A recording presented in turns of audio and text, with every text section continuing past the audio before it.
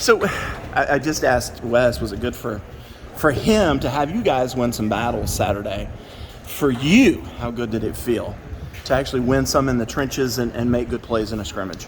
Well, anytime you have a live situation, a scrimmage situation, I mean, it's such a valuable experience for a lot of people. It's a value for the coaches, it's value obviously for the players. And when you see guys having success, man, you can really build on that confidence-wise. And I just felt like, especially in our running game, our offensive line did a really, really good job of really covering people up and being physical. And that's what our guys are. We got some tough guys up front, and I just love coaching those guys because they got that mentality, that you really, really want. So I would just start with the offensive line there on Saturday. Man, they really set the tempo, did a good job in protections, had a couple breakdowns in protections, but for the most part, man, they were dialed in and they did a good job of covering guys up. Are you excited? I know you have to temper your expectations, but are you excited to see this offensive line this year? And can you say, yeah, we're going to be much better? Oh, man, I'm so fired up about these guys. Number one, the character that they have, and then the passion that they have. They all got the want to. And we've been talking about toughness and mental toughness for a long time, and that's what these guys have. And so there's no doubt we got that potential to be really, really, really good. And man, it's still a work in progress. Every position has things to work on. But man, I'm very, very excited about those guys up front. How surprised have you been in Blake Miller, and how many first-team reps does he get? Yeah, Blake has done a great job. I mean, he's really a smart kid. He's smart. He understands the big picture for being such a young guy. And it's been special to watch him work. He doesn't say a whole lot. He just goes out there and gets it done. And so it's really neat to watch him. And boy, is he tough. I mean, he's just a tough, hard-nosed guy that doesn't give away at all, man. He's on top of it. So he's had a great camp so far. Does he look like a first teamer to you? He's done great. Yeah, we put him at the first team the last couple days. So he's on that track to get those first team reps. Dabo mentioned you guys are still looking for your best five on the offensive line. How soon do you need to make that decision so that you guys can start putting that group together and cohesion, things like that? Yeah, I think this week is a big evaluation week for us. Again, we have another scrimmage on Wednesday, so being able to, get more than just one evaluation is critical. We've been talking about consistency all the time, but yeah, we'd like to get that first unit, ready to go by when we come back next week and get started and start really, really ramping up game planning and ramping up the, just getting ready for that first game. So I would say this week is another big evaluation week, and what we ask of those offensive linemen is a lot because we want them to play multiple positions. So sometimes, we got guys playing tackle and guard in the same scrimmage, and that's a challenge, all right? But they've done a great job of taking on that challenge. But to answer your question, I think this week evaluation, next week we need to start really honing down on what that lineup's going to look like, those best five. How confident are you in Walker at playing right guard if he ends up repping there and playing there? Yeah, I mean, he's done really good the last couple days, and again, it turns into a valuable situation when he loves playing guard, but he's played a ton of tackle too. So we got an opportunity for him to potentially play both. But right now, he's still learning the position because he hasn't had a ton of reps at guard. But man, he's doing very, very well, picking it up fast. Another smart guy. How would you describe the quarterback battle? Is it still DJ's QB1, or is 2 pushing him? Is the job? Oh, how would you define it? Yeah, good. Right now, DJ's our starting quarterback. I mean, he's been solid this whole camp. He really has. He's moving so much better. He's just doing a great job of leadership. We talk about that all the time, and these guys really want to follow him. And then Cade has done an awesome job. He's done nothing but just continues to get better and better and better. And so there's no doubt there's competition. I mean, there is definite competition. But DJ, man, he's the guy right now. I mean, he's our guy, and he's got to stay consistent and keep playing and getting better. And that's what competition's about, and that's what it's making all those guys in my room better and better each day. Has Cade closed that gap at all since where he left off in the spring? You know what?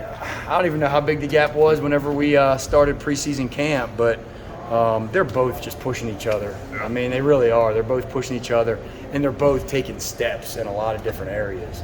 So that's all I can look for is guys just getting better individually, which is going to make our group that much better. You know. Speaking of that group and pushing him, what about Hunter and his work here? What's he done since he's been here to help those guys out a little bit? Yeah, Hunter Johnson's been great. He's just got all that experience. You know, he's like the mature old head in the room. You know, that just has been there, done that, and he has given a lot of good advice, just how to handle certain situations, and he's got a poise factor about him that's really, really, really good. And so, you know, obviously he's been gone from here for 4 years, and we got a newer type of an offense, so he had to learn a lot too. He was here for most of the summer, all right, but had a good opportunity to get some decent reps this preseason camp so far. So I'm very pleased with where he's at. With Bo out right now, what are you doing at the 2 and the 9? Yeah, kind of like I was talking about with the offensive lineman, man. We got guys playing multiple positions, you know. And Gada obviously is the 9-man that's the starter as of now, and we got Dakari Collins behind him, and then you got, you know, different guys playing different positions, 5 and 2, kind of mixing back and forth. Like Spector's playing both 5 and 2. He actually played some 9, the boundary receiver. So he's done a lot, which is good because in the end, you want guys that are just knowledgeable and understand the big picture. And so he's done a great job there. Obviously, EJ's been out for a couple days. We're going to get him back this week.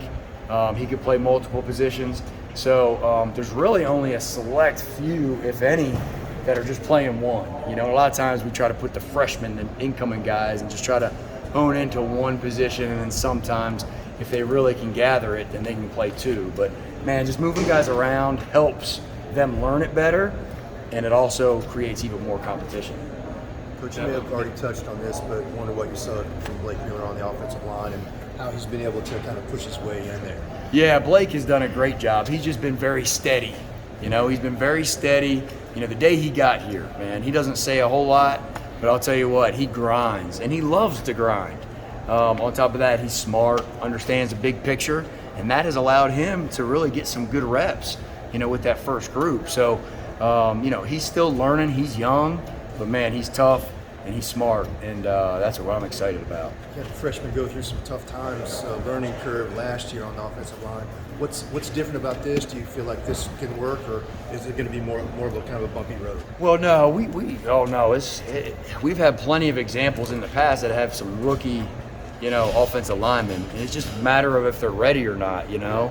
You have a guy like Mitch Hyatt, right? Mitch Hyatt came in here and started every game that he was available, you know. And so, you know, Blake is a smart guy, you know, and really understands the big picture way better than a lot of younger guys at the offensive line. So, like I said, he's still got plenty to get better at, but man, he is what you want in an offensive lineman. He's doing very well. Go ahead. Was pushing Dietrich Pennington last year. Was pushing the second string. What's Dietrich doing since he showed up? Yeah, Dietrich, man, he's coming back. He this is the first time he's played football in over a year. You know, full speed. You know, getting back on his, you know, because of his knee injury, and so, you know, he's getting better one day at a time. He's still got a ways to go. He's got a lot to learn. Things are happening really fast right now for him, but man, he's a great kid. He's a want-to guy. He works hard. And he's a big man. I think he weighed 350 or 360, and he can move for that size of a man. Going back. All right, did it surprise you at all how the first scrimmage, there was the offensive line that was winning the day? You know what? I mean, obviously we got a great defense. I mean, we got a great defensive line. Everybody's talking about the defensive line, and they're really, really good players. And so I think sometimes that offensive line is forgotten, you know, and they did a great job of making a statement, of just being super physical and mentally sharp, and just had that toughness, you know, just had that toughness about them that allowed them to succeed on Saturday. So that was a really good day. I think we took a step forward in that offensive line with confidence, and feel really good about where they're at.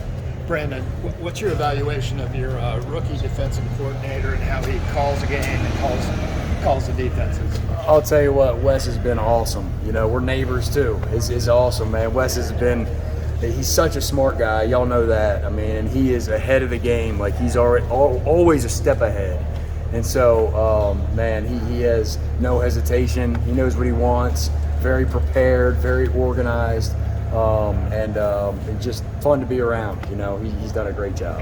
Have the tight ends done anything that stood out to you in recent practice? Absolutely. We got some really, really good experience and good talent in the tight end room.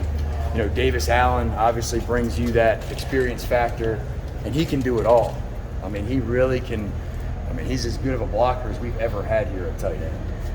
Obviously, his size is unbelievable. And then his route running is just getting better and better. And so he's done a great job. I'll tell you, Brenningstool has done really, really well. I'm very pleased with where he is.